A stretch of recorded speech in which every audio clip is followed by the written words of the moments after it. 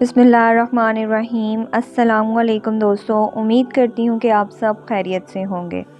مقتول ہے کہ قوم نوح علیہ السلام میں ایک بدبخت بوڑھا تھا جس کا نام قصاص تھا۔ اس نے ایک دن اپنے بیٹے جداد کو اپنے پاس بلایا۔ اس نے بیٹے کو وصیت کی، دیکھو بیٹا، کبھی بھی نوح کی باتوں میں نہ آنا، جبکہ وہ جہاں نظر آئے اس کو اذیت پہنچانے میں کوئی کسر نہ چھوڑنا۔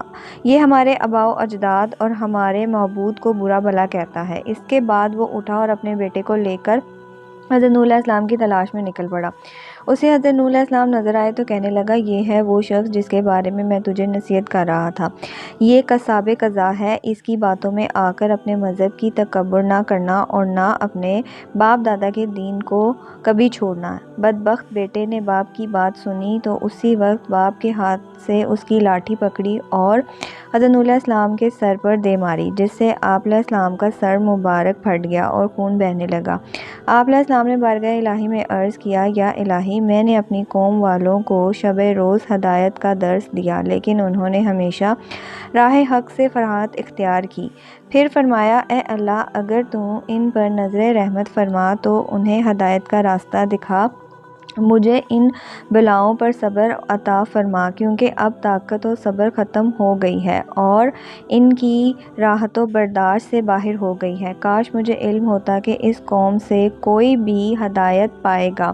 ارشاد باری تعالیٰ ہوا، ہم نے نوح کے پاس وحی بھیجی، اب تمہاری قوم میں کوئی ایمان لانے والا نہیں ہے، جنہیں ایمان لانا تھا وہ لا چکے۔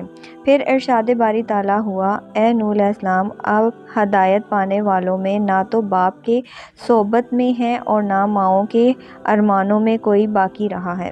تو پھر جناب نوح علیہ السلام نے عرض کیا، اے رب العالمین، تو خطۂ زمین پر کسی کافر کو زندہ نہ رکھ۔ حضرت نوح علیہ السلام کی یہ دعا قبول ہوئی اور عذاب کا حکم جاری ہو گیا۔ ناظرین، امام ابن کثیر رحمۃ اللہ علیہ نقل کرتے ہیں کہ حضرت نوح علیہ السلام کی ولادت حضرت آدم علیہ السلام کی وفات کے 126 سال بعد ہوئی۔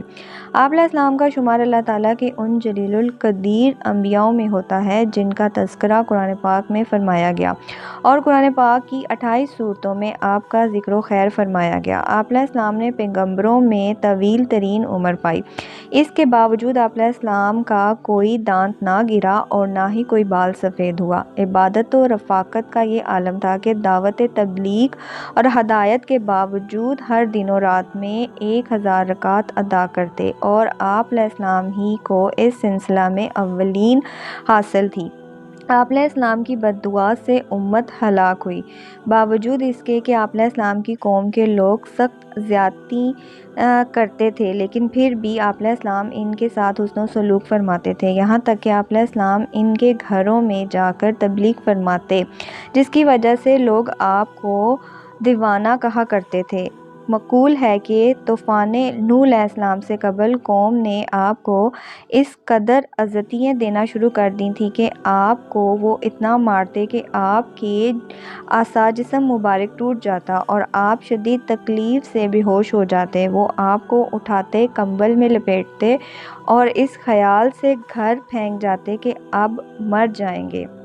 کئی بار ایسا ہوتا، گھر میں پھینکتے، اوپر پتھر بھی ڈال دیے جاتے۔ رات کو حضرت جبرائیل علیہ السلام آ کر پتھر اٹھا کر پھینکتے اور آپ کو وہاں سے نکالتے، اپنے پروں کو زخموں پر ملتے، جس سے زخم فوراً ٹھیک ہو جاتے۔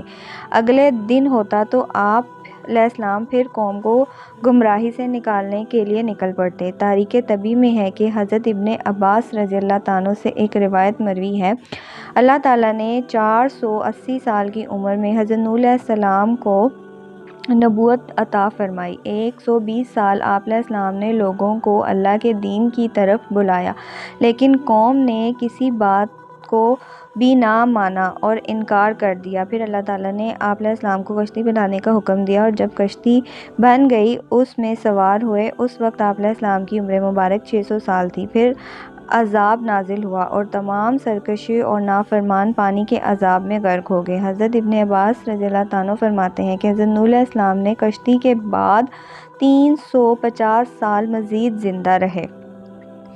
حضرت قبا اخبار رضی اللہ رحمۃ اللہ علیہ فرماتے ہیں کہ جب حضرت نوح علیہ السلام کی وفات کا وقت قریب آیا تو آپ علیہ السلام ایک پہاڑ پر سیر فرما رہے تھے۔ حضرت ملک الموت روح قبض کرنے کے لیے تشریف لائے تو آپ علیہ السلام کے پیچھے پہاڑ پر تشریف لے گئے۔ جب ملک الموت کا سامنا حضرت نوح علیہ السلام سے ہوا تو عرض کیا، موت کا وقت آ چکا ہے۔ حضرت نوح علیہ السلام نے موت کی تکلیف کا تصور کیا اور زوردار نعرہ بلند کیا، حتیٰ کہ یہ سن کر جنگل کے تمام جانور جمع ہو گئے۔ پھر آپ علیہ السلام نے ملک الموت سے برائے تعلیم امت فرمایا، مجھے اتنی مہلت دی جائے کہ میں اپنے گھر والوں سے رخصت ہو لوں۔ آپ کا یوں فرمانا اس وجہ سے نہ تھا کہ نعوذ باللہ آپ موت سے فراغت حاصل کرنا چاہ رہے تھے، بلکہ آپ علیہ السلام تو امت کو یہ درس دے رہے تھے کہ موت کا لمحہ آنے سے پہلے پہلے جو اچھے اعمال کر سکتے ہو کرو، کیونکہ بطول وقت انتقال کسی اچھے اعمال کر سکتے ہو، اور موت کے وقت جب موت قریب آ جائے گی تو آپ کو اس چیز کی مہلت نہیں ملے گی۔ چنانچہ ملک الموت نے کہا کہ مجھے اس کی اجازت نہیں، مہلت دی جائے۔ یہ سن کر آپ علیہ السلام نے فرمایا، اس جنگل میں نماز جنازہ کون پڑھے گا؟ ملک الموت نے کہا، ابھی جبرائیل علیہ السلام ملائکہ کی ایک جماعت کے ساتھ سفر میں ہیں جو اس مقصد کے لیے آ رہی ہیں۔ یہ معلوم ہوا تو آپ علیہ السلام وعدہ الہی کی تعمیل کے لیے رضامند ہو گئے۔ اسی اثناء میں حضرت جبرائیل علیہ السلام تشریف لائے اور دریافت کیا، اے انبیاءوں میں سب سے طویل عمر پانے والے، آپ علیہ السلام نے دنیا کو کیسا پایا؟ حضرت نوح علیہ السلام نے فرمایا، یہ دنیا اس مکان کی مثال ہے جس میں دو دروازے ہوں، ایک سے داخل ہو اور دوسرے سے نکلو۔ اس کے بعد ملک الموت نے آپ علیہ السلام کی روح قبض کی، چنانچہ فرشتوں نے آپ علیہ السلام کو غسل دیا اور وہاں آپ علیہ السلام کا نماز جنازہ پڑھی گئی۔ کہا جاتا ہے کہ آسمان کی مخلوق کسی کی وفات پر ایسے نہ روئی جیسا کہ آپ کی راحت پر۔ دعا ہے اللہ کریم ان کی قدموں پر کروڑوں رحمتوں کا زوال فرمائے اور ان کے ذکر خیر کی بدولت ہماری بے حساب مغفرت عطا فرمائے، آمین ثم آمین۔ دوستو، اگر آپ کو میری آج کی ویڈیو پسند آئی ہو تو ویڈیو کو ایک لائک، اور جنہوں نے ابھی تک میرے چینل کو سبسکرائب نہیں کیا ان سے گزارش کروں گی کہ میرے چینل کو سبسکرائب کر لیں، بیل کے آئیکن کو پریس کر لیں جس سے آپ کو لیٹسٹ ویڈیو کا نوٹیفیکیشن ملتا رہے۔ دعاؤں میں یاد رکھیں، اپنا بہت سارا خیال رکھیں۔ انشاءاللہ ملتی ہوں آپ سے نیکسٹ ویڈیو میں۔ اللہ حافظ، جزاک اللہ، فی امان اللہ۔